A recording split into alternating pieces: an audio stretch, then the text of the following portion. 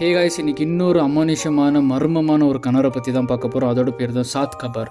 இந்த கிணறு எங்கே இருக்குதுன்னு சொல்லி பார்த்தீங்கன்னா, கர்நாடகா மாநிலத்தில் இருக்கிற பிஜாபுரான்ற ஒரு ஊரில் தாங்க இந்த ஒரு கிணறு இருக்குது.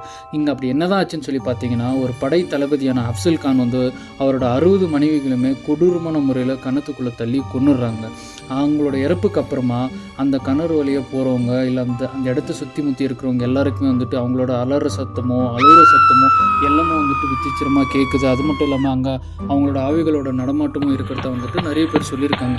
சரி, இவர் எதனால் இந்த 60 மனைவிகளுமே கொன்னார் அவரோட கைகளாலன்னு சொல்லி பார்த்தீங்கன்னா, அவர் ஒரு போருக்கு போகிறாருங்க. ஸோ அந்த போரில் அவங்க தோற்று போயிடுறாங்க. ஸோ அவங்க தோற்று போன உடனே இவர் இறந்து போயிட்டா இவங்க 60 பேருமே இன்னொரு கல்யாணம் பண்ணிக்கக்கூடாதுன்ற ஒரே காரணத்தினால இவங்க 60 பேருமே அவரோட சொந்த கைகளால் கணத்துக்குள்ளே தள்ளி கொன்னுடுறாங்க.